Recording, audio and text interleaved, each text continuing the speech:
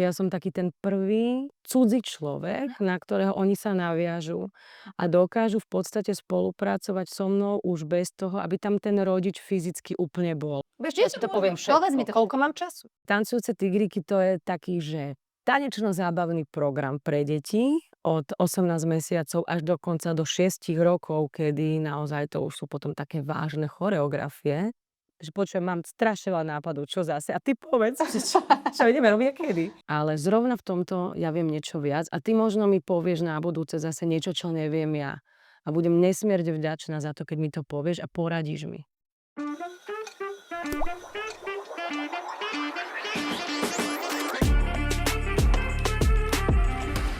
Dobrý deň, vítajte pri ďalšej epizóde podcastu Dobre v meste, ktorý sa venuje komunitám a zaujímavým ľuďom nielen z Nového Mesta nad Váhom a okolia.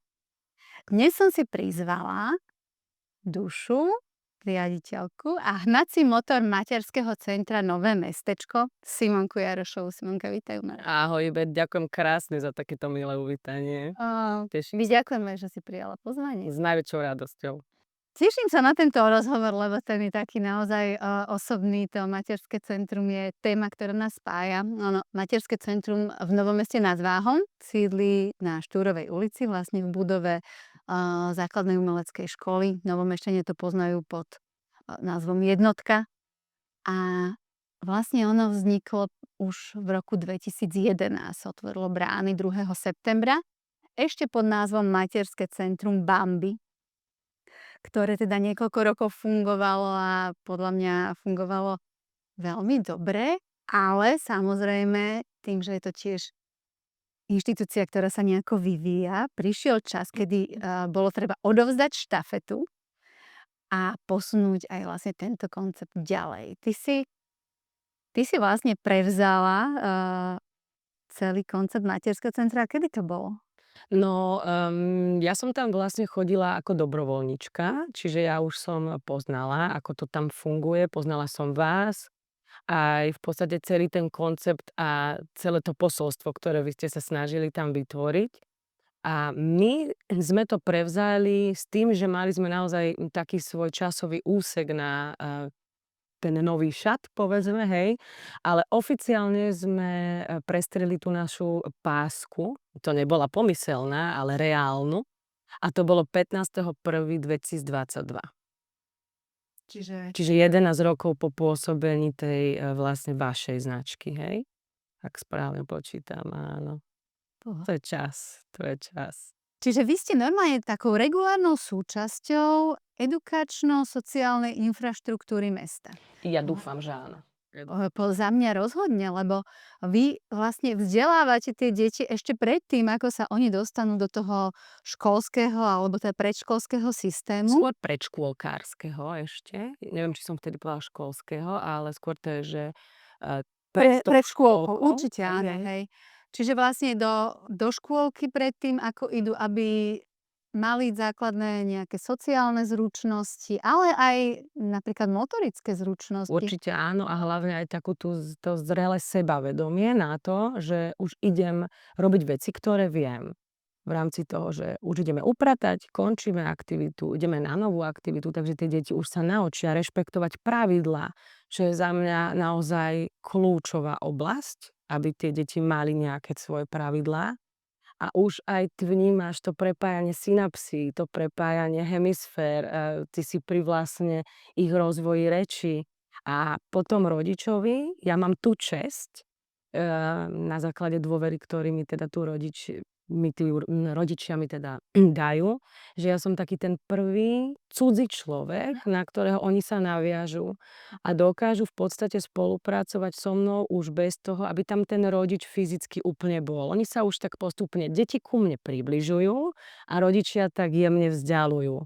Ale toto je vlastne zároveň aj služba pre mamičky. Vlastne pokiaľ naozaj to dieťa má možnosť aspoň na pár hodín dať do kolektívu, ktorý je bezpečný, ktorý naozaj vie, že to dieťatko je v spoločnosti, kde je o neho veľmi dobre postarané, tak aj podľa mňa aj pre tie mamičky to musí byť skvelé, že môžu zase aj oni sa začať trošku venovať či už svojim profesným veciam, ktoré dovtedy riešili alebo niečomu, čo potrebujú? Ja verím, že áno a sama vidím, ako táto časť tej ponuky, čo sme sa teda alebo teda služieb, ktoré sme sa rozhodli pre rodičov poskytovať, sa uchytila, aká je obľúbená a ako naozaj tie deti spokojne sa vracajú domov k tým rodičom, takže je to skvelé, hej, je to super.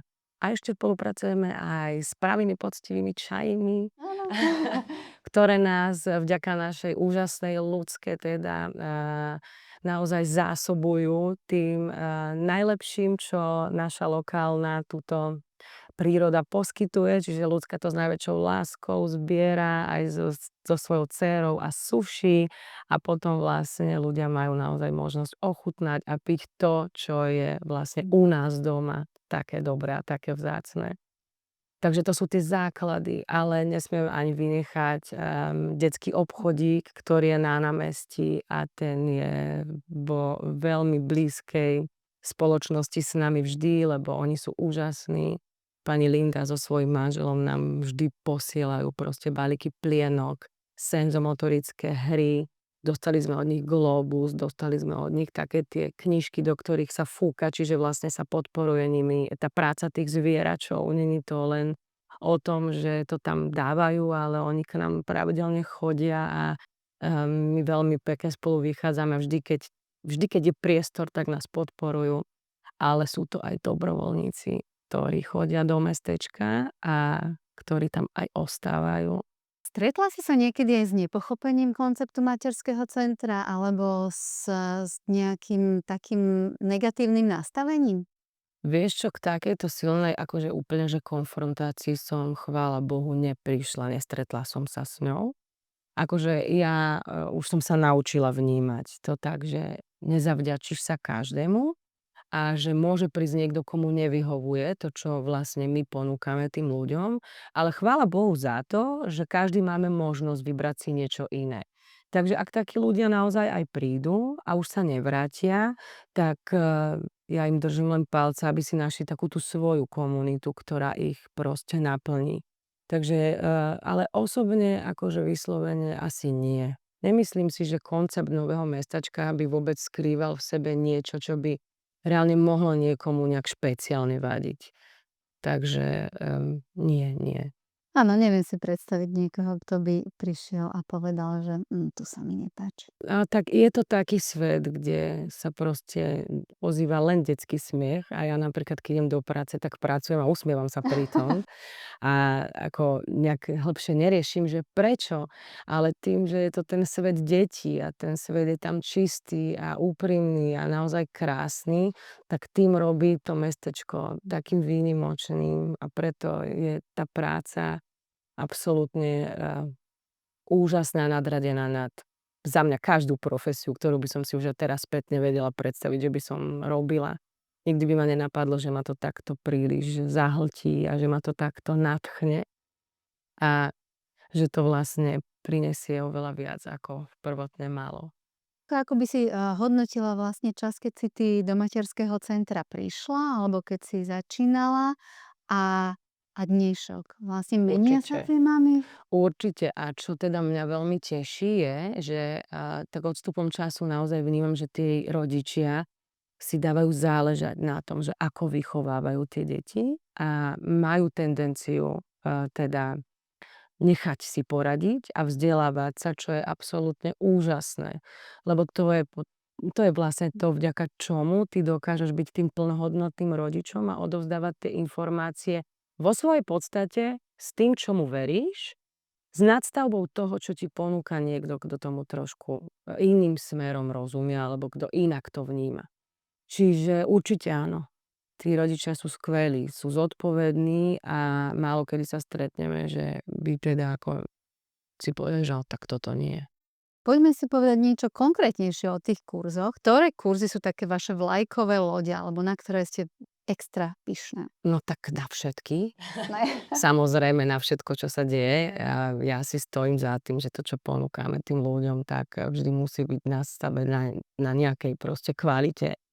Aby si dala tým ľuďom proste nejak pocítiť, že si vážiš ten čas, ktorý ti venujú a že je naozaj správny a že ty im za to odovzdáš to najlepšie, čo zo seba máš a čo vieš dať. Ale asi by som začala tými tancujúcimi tigrikmi, lebo to bol vlastne pre mňa taký prvý point, Aha, ktorý mňa moment. tam dostal, hej. Takže tancujúce tigriky to je taký, že tanečno-zábavný program pre deti od 18 mesiacov až dokonca do 6 rokov, kedy naozaj to už sú potom také vážne choreografie tých detí, ale začína sa tam naozaj tou rytmizáciou a tým, aby sme to v tom dieťati zobudili, lebo my všeobecne fungujeme jednoduchšie a ľahšie vďaka tomu, že dýchame rovnomerne, hej, chôdzu máme takisto proste rytmizovanú, tlkot srdca, proste je to taká prirodzená súčasť a niekedy to nie vždy tie deti majú zapnuté v sebe, takže takým pomalým proste tempom a hrami a prostredníctvom jemnomotorickej činnosti a naozaj tou zábavnou formou sa snažíme do tých detí ten rytmus dostať. A potom, keď už vidíme, že to uchopené je, tak ona sa potom nabaluje tá náročnosť tých krokov a tých choreografií na to, aby to v tom danom období a vo veku boli schopné zvládnuť. A ja vždy dúfam, že aspoň takou malou časťou prispejem k tomu, aby tí ľudia vnímali toto miesto, tak intenzívne. Ja viem, že to sa nedá, ale aspoň takou malou časťou. A bola by som veľmi rada, keby každý vedel, že nech už sa zobudíš akokoľvek a nech už ti život skríži tú cestu, ten plán akokoľvek. Vždy sa v Novom Meste nad Váhom nájde inštitúcia, kde máš dvere otvorené, kde máš tam tú svoju voľnosť, tú svoju proste nejakú jedinečnosť a minimálne si príďte dať náš pravý poctivý čaj, ktorý určite zdvihne náladu každému a budem rada, keď maminy zahodia ten ostých a prídu medzi nás. A tak ako ja, tak možno aj oni si vytvoria taký ten vlastný príbeh.